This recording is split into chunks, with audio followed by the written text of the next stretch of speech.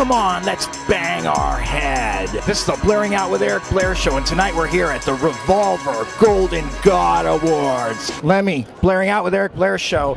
Now you got it. You've been a long time friend of Ozzy Osbourne's, and tonight you're going to see him get his Lifetime Achievement Award. How does that make you feel?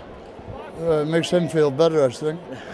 I mean, it's a nice thing. Why not? Now, there's supposed to be a Lemmy movie coming out. Can you tell me a little bit about it? They're still shooting it. My God, it's tedious. We're still shooting bits of it. They want one last shot, like all you guys do, Now, is it going to deal with your entire life story? Well, they can't do it with my entire life because I'm not that age anymore, but, they have to get a few stories off people. They've interviewed everybody, for Christ's sake. It's amazing who they interviewed. Now, one of the great stories from your past is that when you were a roadie for the Nice, you gave Keith Emerson a couple of knives, Hitler login knives. That isn't true. It's not true. I don't understand where Emerson got that from, or if it was just maybe the magazine just did it.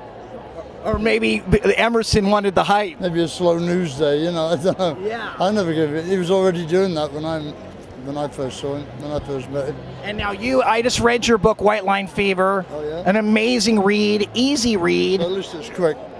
It is. And I'm glad that you did that because it was a fun ride to take. Now, one of the things that stood out to me was that you saw the Beatles at the Cavern Club when you were 16, correct? Right. Tell me about that experience. Well, you can't describe an experience like that. I mean, you have to be there. That's the trouble with all music. You have to be there to appreciate what the Beatles were, how big they were. Same with Hendrix. You can't appreciate him now. You could only appreciate him then. The best idea you can get the Beatles is to watch old concert clips, like the Shea Stadium gig or the better still, the Hollywood Bowl. That's excellent. Now, is it true that you actually knocked on Ron Wood's door and his grandmother let you sleep on the couch? His mother it was. His mother, not his granny. Yeah, she said, I was looking for John Lord from Deep Purple.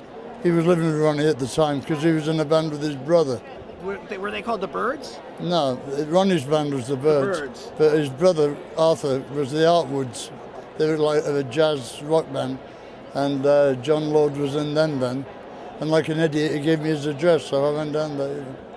And she said, oh no dear, he's not in, he's in Denmark on tour. You sleep on the couch, so I slept on the couch. Where do you see the future of music going as far as record industry goes with all the downloading and everything that's going on right now? Well, the record industry's cut its own throat, hasn't it? Yeah. And they're too dumb to see it. Everything's going to the internet, that's it. Will this help or hinder the artist? Well, if you download them for free, I think you should know that if you download everything for nothing, then the artist will have to give up playing because he won't be able to earn a wage on it. So there's got to be some sort of legislation to make sure we get paid what we're due. But cutting the record company out ain't a bad thing. They were always overcharging anyway. What brings Lemmy the most peace in his life right now? Sleep and death. And how would Lemmy define the word love?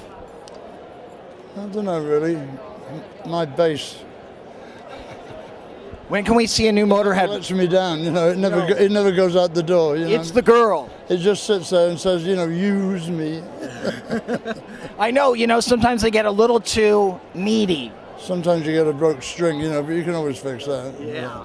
When can we see a new Motorhead record coming out? I don't know. Probably this year, late this year, hopefully. The Blaring Out Show.